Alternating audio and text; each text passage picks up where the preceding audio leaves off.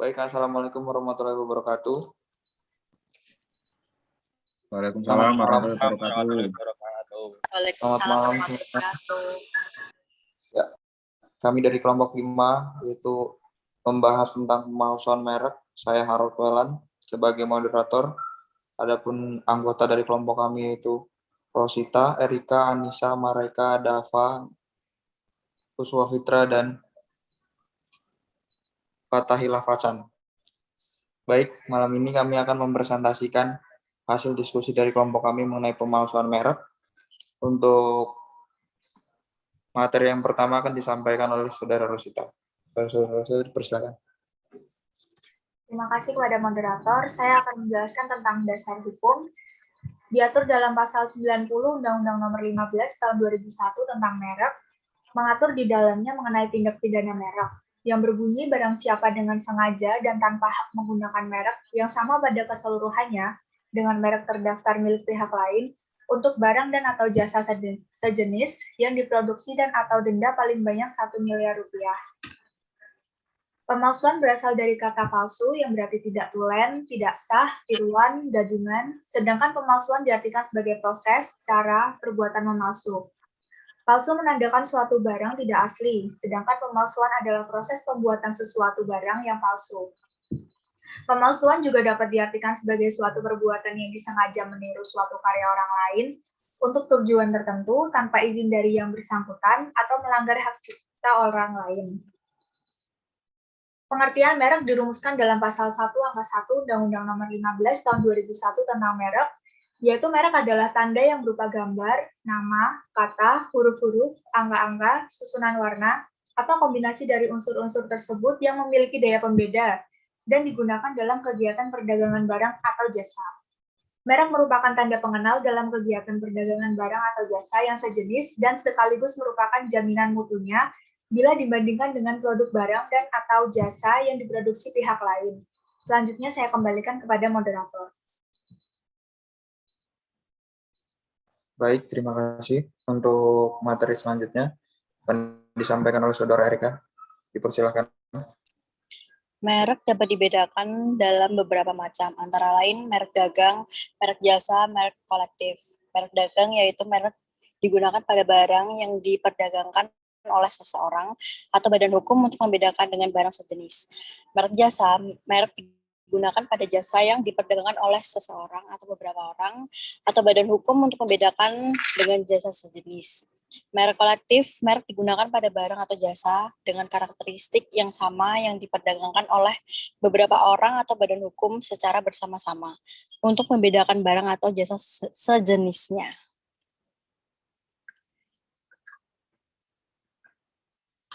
Selanjutnya,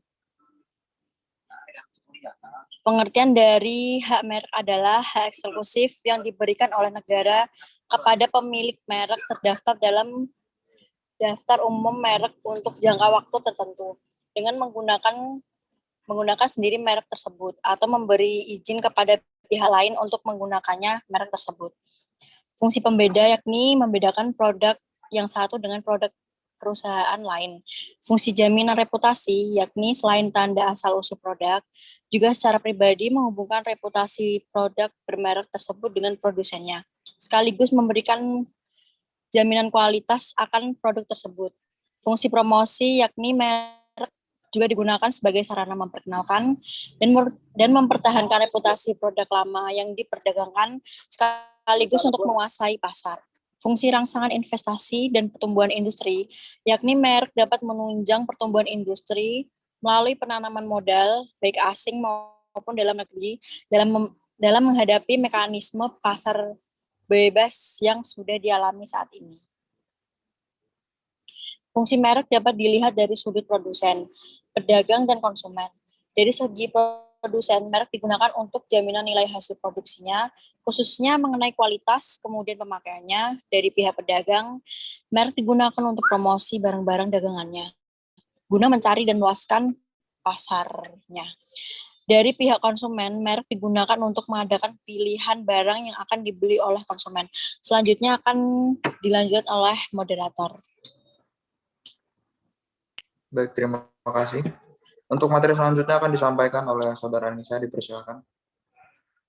Baik, saya Nisa Ramasari, NIM A1186157. Hukum merek Indonesia menganut sistem first to file, sehingga yang mendaftar pertama kali adalah yang berhak atas kepemilikan suatu merek. Agar merek-merek tersebut dapat dilindungi hukum, khususnya hukum merek di Indonesia, maka merek tersebut harus didaftarkan ke Departemen Kehakiman dan Hak Asasi Manusia Direktorat Jenderal Hak Kekayaan Intelektual, sehingga terdaftar dalam daftar umum merek, dan pemilik merek yang sebenarnya akan mendapatkan sertifikat merek sebagai tanda bukti hak atau kepemilikan atas merek dagang tersebut. Dagang produk. Menurut pasal 5 Undang-Undang Merek 2001, satu merek tidak dapat didaftar apabila merek tersebut mengandung salah satu dari unsur-unsur sebagai berikut. Yang pertama, bertentangan dengan peraturan perundang-undangan yang berlaku, moralitas, agama, kesusilaan, atau ketertiban umum. Yang kedua, tidak memiliki daya pembeda. Yang ketiga, telah menjadi milik umum atau merupakan keterangan atau berkaitan dengan barang atau jasa yang dimohonkan pendaftarnya. Baik, saya kembalikan kepada moderator. Baik, terima kasih. Untuk materi selanjutnya akan disampaikan oleh saudara mereka. Dipersilakan.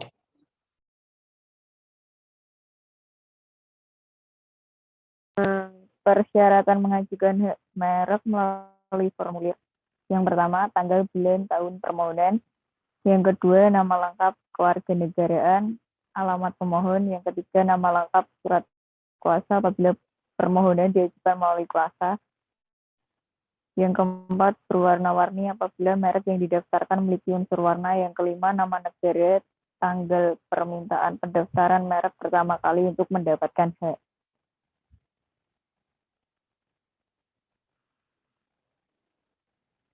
Apa saja hak eksklusif pendaftaran merek? Berikut beberapa hak eksklusif yang didapatkan oleh pendaftar merek yang sudah disetujui, diantaranya yaitu yang pertama, bukti legalitas bagi orang atau pihak yang sepenuhnya berhak atas merek yang sudah didaftarkan.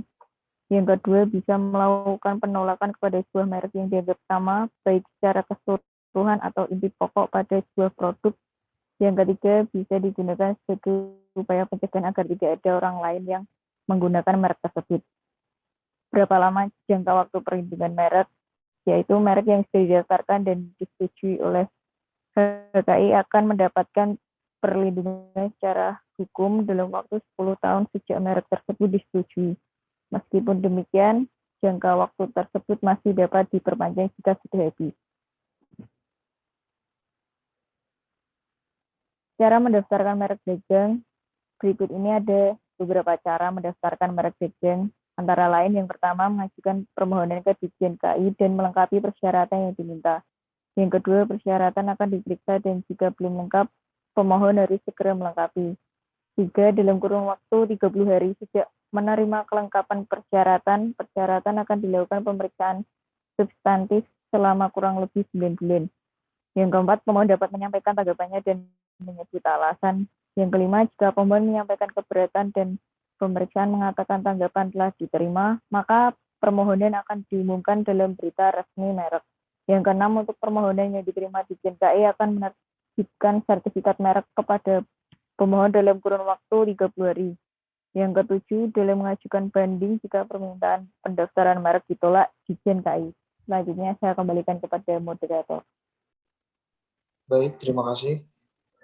Yang selanjutnya akan disampaikan oleh saudara Dava. Dipersilakan. Ya, saya Dava Alif Utama, NIM A1180174. Saya akan melanjutkan materi selanjutnya, yaitu kenapa pendaftaran merek dapat ditolak. Hakim berhak untuk menolak pendaftaran merek apabila merek yang diajukan dianggap tidak memiliki kualifikasi yang sudah ditentukan. Berikut beberapa penyebab yang membuat pendaftaran merek ditolak. Yang pertama, merek yang didaftarkan dinilai sama dengan merek lain yang sudah lebih dulu didaftarkan, baik untuk intinya atau secara keseluruhan. Lalu merek yang diajukan memiliki persamaan, baik secara keseluruhan atau inti dengan merek yang orang lain atau organisasi yang sudah lebih dulu terkenal, meskipun merek tersebut belum didaftarkan di HKI. Lalu merek tersebut sama dengan milik orang lain yang sudah populer meskipun produk yang dijual tidak sama atau memiliki jenis yang berbeda. Permohonan merek ini akan ditolak sesuai dengan aturan dari pemerintah. Lalu terdapat persamaan dalam konteks geografis dari merek lain yang sudah populer. Selanjutnya sama atau mirip dengan nama organisasi, nama orang, atau foto dari orang lain. Hal ini terdapat pengecualian jika calon pendaftar memiliki persetujuan secara tertulis dari pihak yang bersangkutan.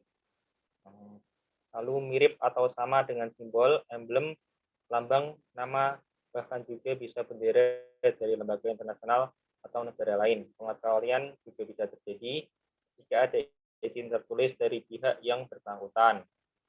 Lalu yang terakhir, sama atau mirip dengan stempel atau cap dari lembaga pemerintahan atau negara lain, kecuali ada izin tertulis. Lanjut. Next, seperti apa yang bisa didaftarkan? Haki juga tidak memperkenankan orang atau organisasi untuk mendaftarkan beberapa merek meskipun merek tersebut belum digunakan orang lain. Berikut beberapa hal yang dapat membuat merek tidak bisa didaftarkan. Yang pertama, bertentangan dengan UUD, aturan agama, ketertiban umum, kesusilaan, ideologi, atau sampai dengan moralitas. Yang kedua, terdapat unsur yang dapat membuat calon konsumen atau masyarakat tersesat seperti ukuran, kualitas jenis, serta tujuan penggunaan merek yang diajukan merupakan nama varietas tanaman yang masuk dalam kategori dilindungi. Yang ketiga, merek mengandung keterangan yang bertolak belakang dengan manfaat, kualitas, dan produk yang akan dijual. Yang keempat, merek tersebut sudah dikenal sebagai nama atau lambang milik umum. Dan yang terakhir, merek tidak membuat gaya pembeda dari yang tidak ada. Terima kasih. Dan dari saya kembalikan pada moderator. Baik. Di sini saya juga akan menyampaikan materi, yaitu praktek penurunan merek dagang usaha yang beretikat tidak baik tersebut. Dalam hal persaingan tidak jujur semacam ini berwujud penggunaan upaya-upaya atau ikhtiar-ikhtiar mempergunakan merek dengan meniru merek terkenal yang sudah ada sehingga merek atas barang atau jasa yang diproduksinya secara pokoknya sama dengan merek atas barang atau jasa yang sudah terkenal dengan maksud menimbulkan kesan kepada khalayak ramai seakan-akan barang atau jasa yang diproduksi itu sama dengan produksi atau barang atau jasa yang sudah terkenal. Tentunya pengusaha ini berharap bahwa dengan adanya kemiripan tersebut dapat memperoleh keuntungan yang besar tanpa mengeluarkan biaya untuk promosi untuk memperkenalkan produksinya tersebut. Hal ini karena konsumen dapat terkelabui dengan kemiripan merek tersebut. Praktek penguasaan merek dagang dalam hal ini persaingan tidak jujur tersebut dilakukan oleh pengusaha yang tidak beretikat baik itu dengan cara memproduksi barang-barang dengan mempergunakan merek yang sudah ada dikenal secara luas dalam masyarakat yang bukan merupakan haknya. Next. Selanjutnya itu perbuatan-perbuatan yang dapat mengacaukan publik berkenaan dengan sifat dan asal-usul merek. Hal ini terjadi karena adanya tempat atau daerah di suatu negara yang dapat menjadi kekuatan yang memberikan pengaruh baik pada suatu barang karena dianggap sebagai daerah penghasil jenis barang yang bermutu. Termasuk dalam persaingan tidak jujur apabila pengusaha mencantumkan keterangan tentang sifat dan asal-usul barang yang tidak sebenarnya untuk mengelabui konsumen seakan-akan barang tersebut memiliki kualitas yang baik karena berasal dari daerah penghasil barang yang bermutu. Seluruh perbuatan itu sangat merugikan pemilik merek karena akibat dari persaingan tidak jujur atau pemalsuan dan penurunan merek terkenal akan mengurangi omset penjualan sehingga mengurangi keuntungan yang sangat diharapkan dapat dari mereknya yang sudah terkenal tersebut. Bahkan dapat menurunkan kepercayaan masyarakat terhadap merek tersebut. Karena konsumen menganggap bahwa merek yang dulu dipercaya memiliki mutu yang baik ternyata sudah mulai turun kualitasnya. Bukan hanya itu saja, pelanggaran terhadap hak atas merek ini juga sangat merugikan konsumen karena konsumen akan memperoleh barang-barang atau jasa yang biasanya mutunya lebih rendah dibandingkan dengan merek asli yang sudah terkenal tersebut. Bahkan ada kalanya produksi palsu tersebut membahayakan kesehatan dan jiwa konsumen. Oleh karena itu, pemilik merek terdaftar dapat mengajukan gugatan terhadap pihak lain yang secara tanpa hak menggunakan merek yang mempunyai persamaan pada pokoknya atau keseluruhannya untuk barang atau jasa dan sejenis, seperti yang tercantum dalam Undang-Undang Nomor 15 Tahun 2001 tentang gugatan ganti rugi dalam pasal 76. Baik, untuk materi yang selanjutnya akan disampaikan oleh Saudara Nia. Dipersilakan. Saya Osma Fitra akan menyampaikan langkah hukum jika merek disalahgunakan. Yang pertama ada gugatan perdata. Menurut pasal 83 Undang-Undang Merek, pemilik merek dapat menggugat pihak lain yang menggunakan mereknya tanpa izin di pengadilan niaga. Gugatan tersebut dapat berupa tuntutan ganti rugi maupun permintaan penghentian kegiatan bisnis pelanggar merek. Yang kedua ada pengaduan pidana. Pemilik merek bisa menempuh jalur pidana jika mereknya dilanggar. Aduan menurut pasal 103 Undang-Undang Merek artinya pelanggaran merek tidak akan ditindak oleh penegak hukum tanpa aduan dari pemilik merek. Menurut pasal 100 Undang-Undang Merek, pelanggaran merek yang sama persis dan berjenis sama dapat dipenjara maksimal 5 tahun serta denda maksimal 2 miliar rupiah. Yang ketiga ada alternatif penyelesaian sengketa. Menurut penjelasan pasal 93 Undang-Undang Merek, yang dimaksud dengan alternatif penyelesaian sengketa antara lain negosiasi, mediasi, dan konsiliasi. Dengan menempuh cara ini, solusi yang ditawarkan bisa menguntungkan kedua belah pihak. Selanjutnya ada jenis-jenis pelanggaran hak merek. Yang pertama, pelanggaran merek tanpa hak. Pelanggaran ini dengan cara mendaftarkan merek-merek yang sama, baik pada pokoknya maupun keseluruhannya dengan merek-merek luar negeri. Khususnya yang terkenal atas nama mereka sendiri kemudian diperdagangkan.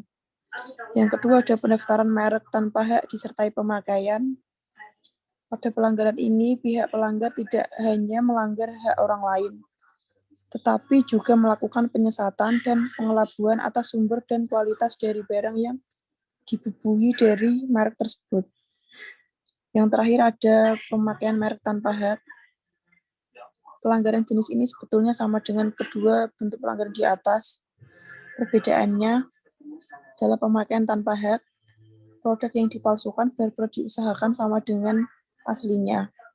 Dalam pelanggaran ini yang dirugikan adalah pemilik merek dan konsumen. Selanjutnya saya kembalikan ke moderator. Untuk materi yang terakhir akan disampaikan oleh Saudara Fafa. Dipersilakan. Baik, terima kasih moderator. Perkenalkan nama saya Fatahillah Facan, 0160. Di sini saya akan bercerita mengenai merek gajah dudul yang dipalsukan. Saya mengambil sumber dari jawapos.com. Merek yang sudah memiliki nama besar biasanya sering disalahgunakan oleh oknum tidak bertanggung jawab dengan menjual produk palsu. Seperti yang dialami oleh salah satu perusahaan tekstil ternama, yaitu PT Gajah Duduk. Selanjutnya, Managing Director PT Gajah Duduk, Haji Lukas Purwoto, mengatakan bahwa ada 24 jenis produk yang diketahui memakai nama merek Gajah Duduk untuk meraup keuntungan. Saat ini kasus tersebut pun sudah ditangani oleh pihak kepolisian. Menurut sang pemilik, pemalsuan merek ini muncul pada tahun 2021. 24 jenis itu yang diperkarakan.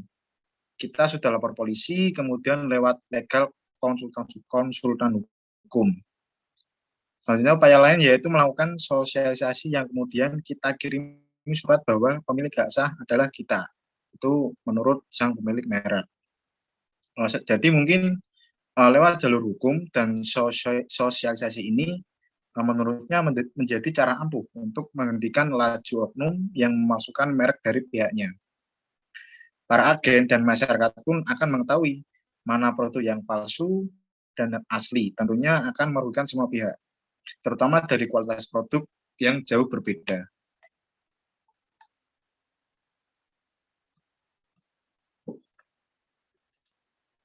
Selanjutnya, untuk mengetahui merek yang asli dan palsu, masyarakat dapat mengakses pada https://pdki indonesia.dgip.go.id/com.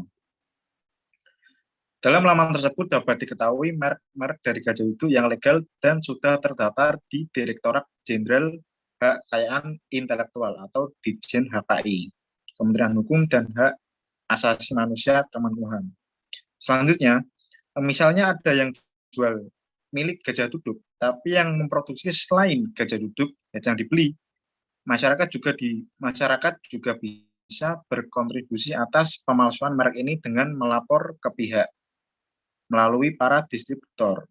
Setelahnya, pihaknya akan melakukan penelusuran dan menjerat oknum lewat jalur hukum.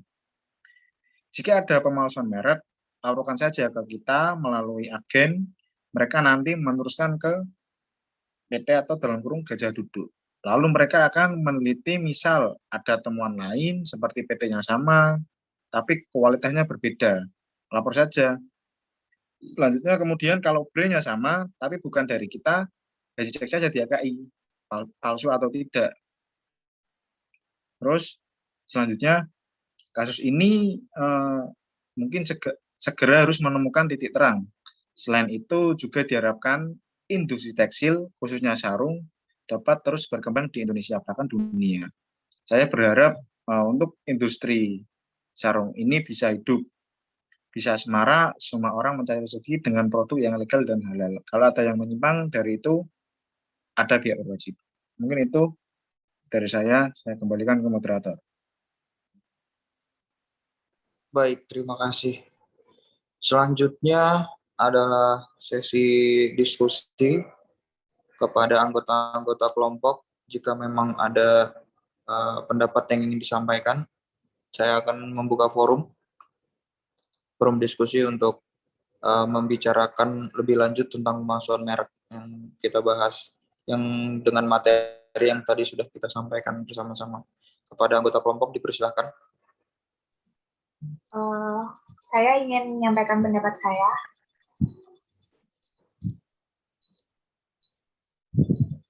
Jadi kan tadi dijelasin bahwa kalau misalnya untuk mengetahui merek yang asli dan palsu, masyarakat dapat mengakses lewat website gitu kan. Nah, sedangkan produk gajah duduk ini adalah sarung yang kebanyakan diperjualbelikan oleh bapak-bapak gitu kan. Nah, kebanyakan kan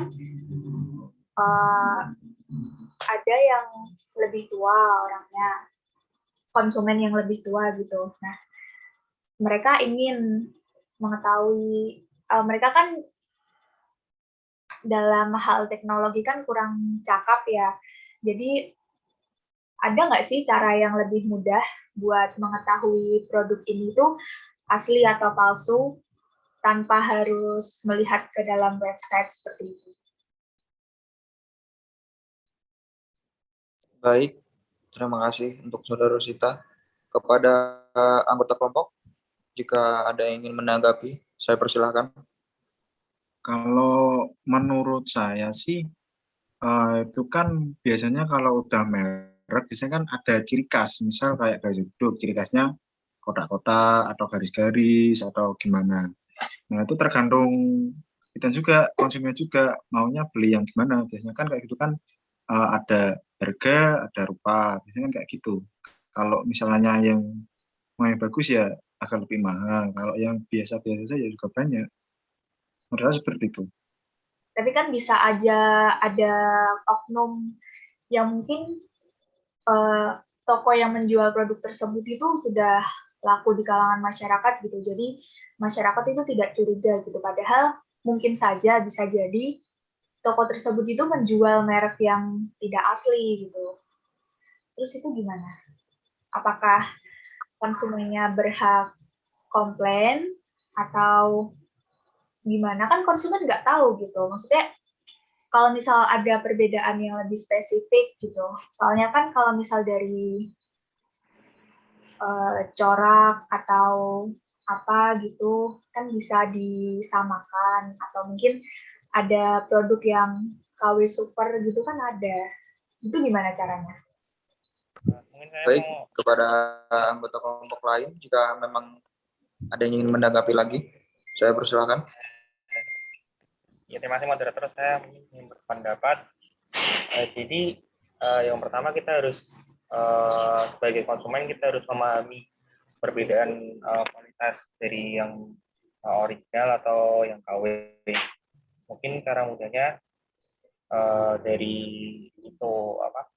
Dari kemasan, ada barcode atau nomor serinya. Biasanya produk yang ori itu dari kemasan dan tag dari sarungnya yang ada di dalam tuh sama, lalu kualitas. Jadi konsumen juga harus bisa membedakan seperti itu. Baik, terima kasih Saudara Dava. Kepada anggota kelompok lain, mungkin masih ada pendapat yang ingin disampaikan. Saya mau berpendapat. Baik, Saya silakan. Rika Nuriani, saya mau berpendapat. Kadang tuh barang-barang yang KW kayak gitu, misalnya kata Dava tadi kan, kalau yang ori kan ada nomor serinya kayak gitu kan. Nah, nomor seri itu kan sekarang bisa ditiru, kayak ditaruh di barang KW-nya itu. Jadi nomor seri itu menurutku tidak jadi patokan barang itu KW atau aslinya. Yang menjadi patokan barang asli atau KW-nya itu dari bahannya sih, yang benar itu tadi. Kita harus nyamain sama barang yang benar-benar ori dari produsennya, yang benar-benar ori dari itu apa namanya, sarung gajah duduknya itu. Misalnya kita langsung beli ke store gajah duduknya itu, kita samain sama kita yang beli di misalnya di online shop yang harganya mungkin jauh lebih murah dan tertera tulisan mungkin ori, dijamin ori 100%. Cuman balik lagi sih sama orang-orang yang sama sesuai kebutuhan orang-orang. Kebanyakan orang-orang sekarang tuh bodo amat barang itu benar-benar asli atau enggaknya, karena sesuai dengan budgetnya. Mereka menyesuaikan dengan budgetnya. Kebanyakan mereka tetap bakal milih produk yang KW premium gitu, KW super gitulah. Nah, gitu sih. Kalau cara bedainnya ya mungkin kita harus beli yang aslinya dulu di store-nya, baru di apa sih? Baru dibedain sama yang KW-nya. Ya gitulah. Kalau nomor seri itu nggak jadi patokan sih menurutku sih, kalau itu KW atau enggaknya. Gitu. Soalnya nomor seri kan nomor, tinggal ditulis langsung bisa langsung ya gitulah. Baik, terima kasih Saudari Erika. Kepada anggota kelompok lain, mungkin masih ada yang ingin disampaikan. Saya mau berpendapat. Saya meraihkan 164. Kalau menurut saya sih, kalau misal yang beli bapak-bapak atau gimana, dia pasti bakal kayak dia mikir itu ori atau KW ya. Kecuali kalau yang beli yang anak muda yang zaman sekarang, mesti yang dilihat kayak KW, kayak yang dilihat kayak ori enggak sih, atau boleh sih KW berapa gitu. Tapi kalau orang yang udah terbiasa beli produk ori atau KW, pasti dia udah tahu ciri-cirinya dan dia kayak udah tahu apa ya, kayak udah tahu barangnya, oh ini ori, oh ini enggak ori. Jadi yang bisa nentuin ya kayak apa ya, ya tergantung kitanya sih. Kalau menurutku itu sih. Baik, terima kasih dari mereka. Kepada anggota kelompok lain, mungkin masih ada.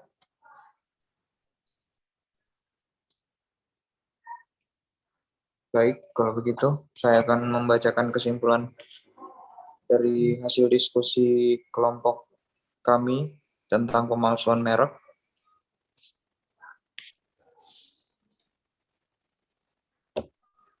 Pemalsuan merek pasal 90 dalam Undang-Undang Nomor 15 Tahun 2001 tentang merek mengatur di dalamnya mengenai tindak pidana merek. Barang siapa dengan sengaja dan tanpa hak menggunakan merek yang sama pada keseluruhannya dengan merek terdaftar milik pihak lain untuk barang dan atau jasa sejenis yang diproduksi dan atau diperdagangkan,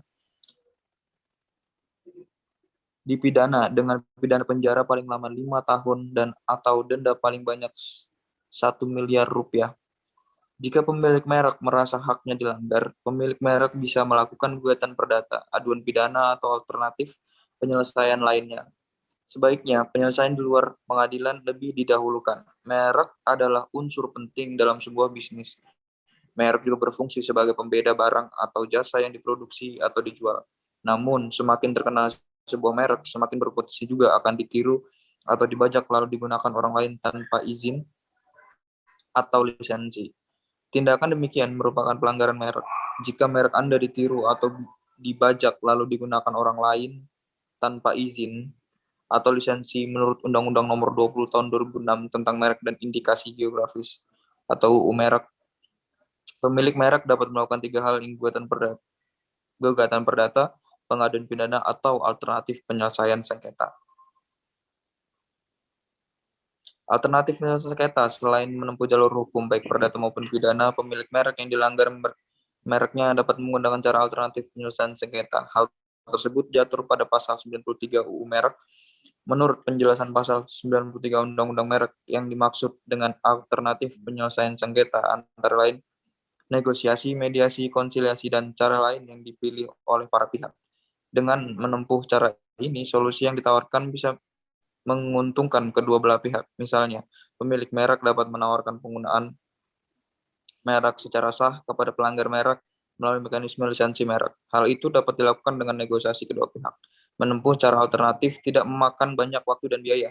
Jika cara ini buntu, sebaiknya meneruskan pada jalur pidana maupun perdata untuk memberi efek jera bagi pelanggar merek dan mengembalikan kerugian pemilik merek yang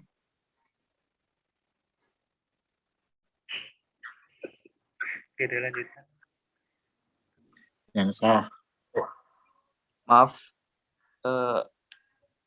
Jika cara lain ini tetap buntu, sebaiknya meneruskan pada jalur pidana maupun perdata untuk memberi efek jera bagi pelanggar merek dan mengembalikan kerugian pemilik merek yang sah.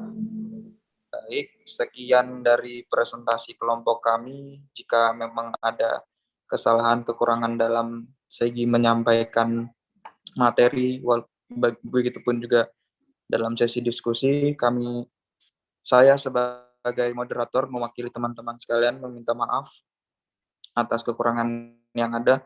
Dengan ini, diskusi kelompok kami tentang pemalsuan merek saya tutup dan saya ucapkan wassalamualaikum warahmatullahi wabarakatuh. Waalaikumsalam warahmatullahi wabarakatuh. Waalaikumsalam warahmatullahi wabarakatuh.